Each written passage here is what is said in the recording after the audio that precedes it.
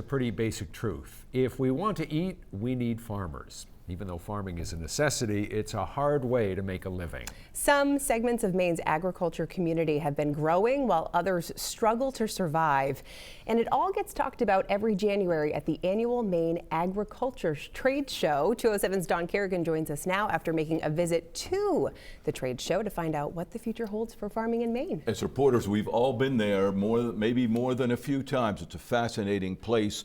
2023 was a tough year for a lot of Maine farmers. A late frost in May and then months of rain caused major problems for many growers and crops. Add to that, of course, the ever-changing marketplace. So when we went to the Ag Show, we asked a question. What is the future like for farming in Maine? Come on, girls, push up.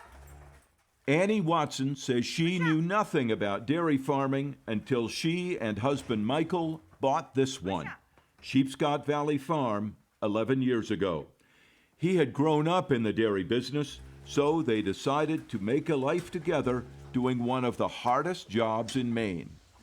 It's such a labor of love, and some days just a labor, but it's a cyclical nature of things that is really a driver, and it's this sense of hope that kind of continuously makes us keep coming back.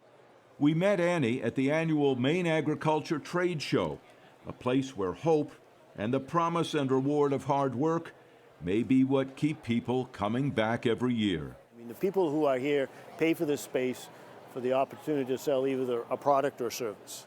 Lifelong dairy farmer and former Maine Agriculture Commissioner Walt Whitcomb says farmers in Maine have to face some basic facts. I mean, clearly we're the biggest collection of agriculture east of the Hudson River, but we're pretty small scale compared to just about everybody else. One of the many challenges is simple economics. Farmers have to be able to make a living. It's why there are far fewer acres of potatoes grown than once were, and why 40 years ago Maine had close to 1,000 dairy farms and now has fewer than 150. We still have some large and successful farms, but small-scale organic farming, mostly for vegetables, has seen a big increase. Back in 2007, we had $23 million in sales annually, and then as of 2021, we had more than double, $52 million in sales. Ryan Dennett directs programs for MOFGA, the Maine Organic Farmers and Gardeners Association. Organic farming was once on the fringe, but now is part of mainstream Maine agriculture and has been luring new, young farmers.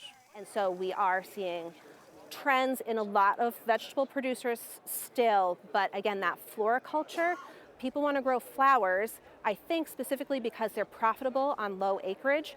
Being outside, growing something tangible, and providing for your local community is a real draw for people. Walt Whitcomb says he sees that growth too. And that's good for agriculture, isn't it? Well, it's good for the people in Machinery Row here. I mean, you talk to them and they're bringing, smaller pieces of equipment to sell to those folks here. But small or large, he says there's always a financial challenge. And Ryan Dennett from MOFGA says their numbers show it. That $52 million in growing organic product sales she mentioned, not everything has grown. Where we're seeing a decline in consolidation is in the organic dairy sector, and that's really concerning because it is our top product category, bringing in $15 million in sales. Organic dairy farms, like the one Annie Watson and her husband own, they have faced many obstacles in recent years, especially with milk processors. Both the state and MOFGA helped to find a new buyer for organic milk. The reality is none of us want to give up because we know what it would mean to our neighbors and to our friends in this industry. And at the Agriculture Trade Show, Annie is here with her other job as president of the Maine Dairy Industry Association, meeting and working with all dairy farmers who face the same kinds of challenges and being reminded that their farms are needed. It's sort of an anchor for so many different types of agriculture. At this trade show, the issues are not new.